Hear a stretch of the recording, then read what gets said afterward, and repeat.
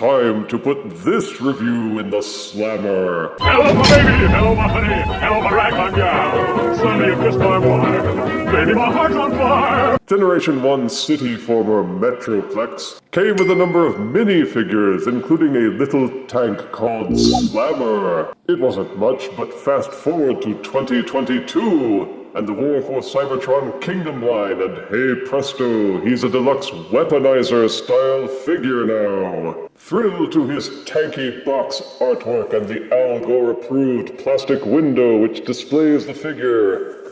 Shrug at the side panel art which you've seen a number of times already. Check out how well they used Photoshop on the back panel photographs before topping it off with the slanty panel side art.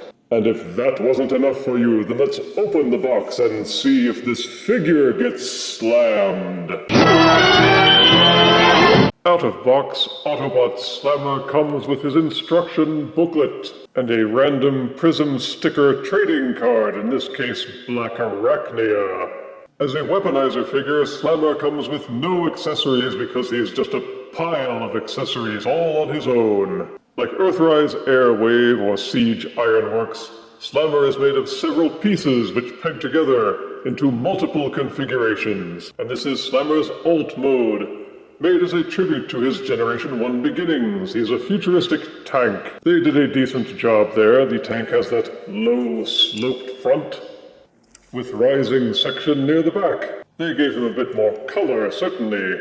The turret is in Generation 1 white, but has silver spots on the top, and a black barrel with a silver tip. The body is a kind of off gray, but set off well with black matte sections and stripes. And even though the treads are fake, they at least did the wheels over in silver. For a Deluxe, he has the average amount of weight, though he rattles a bit when shaken.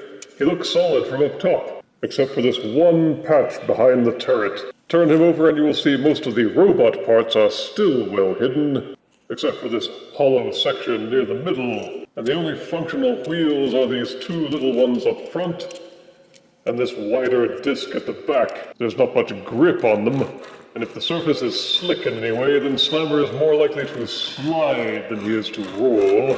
You can raise and lower the turret, though you have to be careful because of the way he pegs together. The barrel section is liable to fall off completely, and the two halves of the turret are not held together by any pegs or tabs. And I wish they were, because they slide around a lot, and lining them up can be tricky. These pegs, which are supposed to hold the tank barrel in place, don't hold very well. It's a loose fit at best, and it looks like these parts at least have an appointment with Dr. Floor Polish. Unfortunately, the tank barrel doesn't seem to support the Fireblast accessories, but there are 5mm ports, one at each side on the front, and one at each side near the rear of the tank.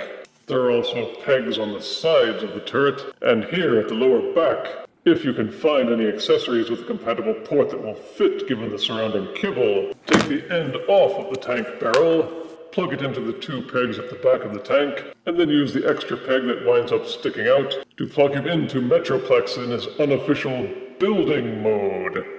Yeah, I'm not buying it either. Transforming from tank to robot mode involves taking Slammer apart. So pull off the tank barrel first. No huge problem there. The darn thing keeps falling off anyway. Turn the tank upside down and use this swivel to fold out the robot pelvis area. The front and the back sections of the tank are pegged together. Disengage those by popping the front off of the back. Fold up the robot arms from the rear section of the tank. Then use the extra space to pop off these sections from the sides. Those tab into the tank treads by means of these holes and pegs. Then pull the robot arms off from the tank treads. Oddly enough, the arms which do not tab together here at the forearms do tab together at the back. Simply untab and pull them apart. Take the front section of the tank, fold up the robot head, and turn it around so that the face faces forward. Give the robot pelvis a 180-degree twist, then take the tank tread sections and peg those into the robot back. Remove this little section from the back of the tank barrel, plug it on top of the robot back, fold the robot arms so that the shoulder peg is pointing out, rotate the elbow so the fist is visible, then plug each arm into the side of the robot body. Take each rear section from the tank, fold out the robot thighs, take these bottom sections and fold them in to become the robot feet. Once that has been accomplished, plug each leg into the robot thighs. And plug the tank barrel into any one of the open pegs on his forearms. And this is the robot mode which they never gave Slammer for Generation 1. It's boxy, wide set, and it kinda looks like it could be a Combiner Wars style Deluxe. Colors, still off gray, some black, some white, the Autobot logo, and some silver on the face. The paintwork isn't too shabby, with lines of color offsetting the shoulders and legs. The only parts that are kind of blah are the forearms, all done in plain white, but steady-handed kit bashers with a silver Sharpie will no doubt fix all of that. Even though he's one of the last of the Kingdom line figures, you don't get the impression that they skimped on him. He's got a lot of good detailing, much more than his little Generation 1 figure ever had. The cube-shaped head seems appropriate given how boxy the rest of the body appears, and the blue visor, with 0 robot lips, is much appreciated. Take me to your leader. And he holds together well given the fact that he is mostly held together by pegs, friction, and hope. Most of the joints feel nice and tight except for this one kind of floppy hinge below the waist. And he looks pretty solid, except for these hollow sections near the backs of the legs. And he's got Battlemaster pegs, one on each forearm, and there's one port at the front of each foot, one at the back of each foot, and one at the bottom of each foot.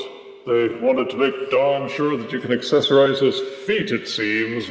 There are 5mm pegs scattered here and there across his body, on the arms, on his back, and even at the ends of these treads. Each of his dinky little hands has a port as well. Any one of the pegs can be used to store or arm the tank barrel, or host fossilizer bones or other compatible War for Cybertron accessories. So there should be no shortage of ways to arm up Slammer in any way you can imagine, within certain predetermined parameters. Slammer has standard Weaponizer style articulation, with a 360-degree rotating head that will also waggle back and forth a lot. The arms peg into the shoulders so they will rotate freely. There is a hinge at the side of the shoulders which allows the arm to splay out, and since the arms are plugged into the shoulders, they will also rotate freely and bend 90 degrees at the elbow. The wrist is molded into the forearm as one solid piece, no articulation there, but that loose floppy hinge serves as a slight ab crunch, which is one thing that he has that most other Deluxes don't. The hip and pelvis section also is plugged in, so the hips will rotate completely. Each leg would rotate all the way forwards and backwards except you bang into these tread sections. But each leg will also splay out, and as you saw, the thighs plug into the hips, so they will rotate completely. The knees will bend backwards so far that you can fold the leg in on itself. And this transformation joint also serves as the ankle pivot. The only thing that I feel is lacking is that the feet could use a forward and backwards tilt as well as side to side. But wait, there's more! Since he is a Weaponizer figure, you can take him apart into bits and pieces, and Slammer has weapon configurations that you can use to pair him with other figures. Basically, you just take him apart, pull off the arms, pull the treads off the back, separate the upper and lower body, remove the hip and pelvis section from the legs, fold the legs up as if you were turning him into tank mode, take the black section of the turret, pop that off the top, then pull the treads out from the central portion of the tank. Each half of the tank treads pegs together with this slot and groove combination. Then take that little portion of the tank turret and plug it in to serve as a handle. And they tell you to take the central portion of the treads and just plug the tank barrel into the front. Rotate and hide away the robot head, and swivel out this entire section from the front of the tank.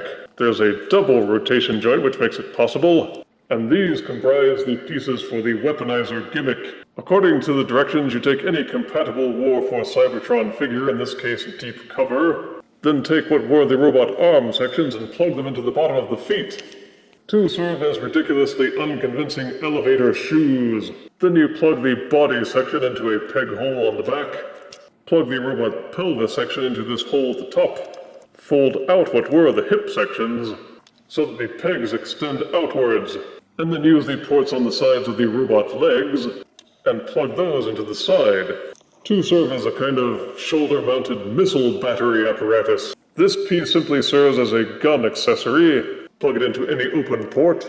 Then the tank treads become a kind of chainsaw melee weapon. And this is how the Weaponizer configuration looks when attached to a compatible robot from the figure line. As has often been the case with the official Weaponizer configurations, it leaves several things to be desired. But clever users will no doubt come up with their own methods and configurations which will be much more pleasing to the eye and perhaps more intimidating.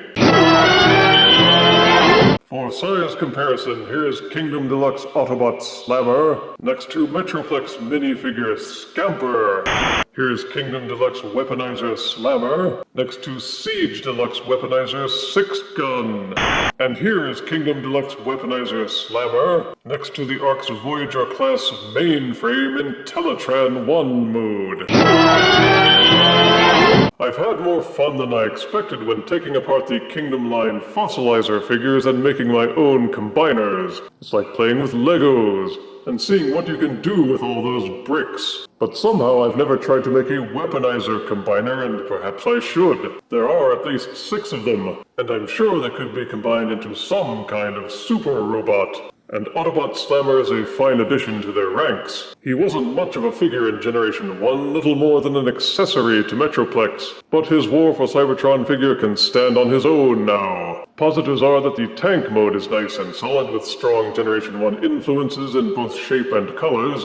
The robot mode is well articulated and just as posable as any Deluxe you could ask for. There are a number of options to accessorize the figure in both modes, and the Weaponizer gimmick is icing on the cake. Negatives are there are some hollow portions in both modes, some awkwardly placed Battlemaster ports, a few loose joints, and a tank turret that just won't hold together very well. I can think of no reason why they couldn't have added a peg and port combo, which would have allowed the turret halves to hold together solidly. And it's a mark of laziness that Hasbro didn't even see the need. The front of the turret is constantly falling off, and if you're a tank, that's got to be embarrassing. And as usual, I'd like to see the robot feet able to tilt forwards and backwards. But in the final judgment, Autobot Slammer is a worthwhile addition to top off your War for Cybertron Kingdom collections, and a nice way to complete your thrilling 30s Metroplex. Slammer receives 7 out of 10 deaths, and bragging rights because he is no longer smaller than 6-Gun. If you refuse me, honey, you lose me, then you'll be left alone, oh baby, tell them all, and tell me I'm your own.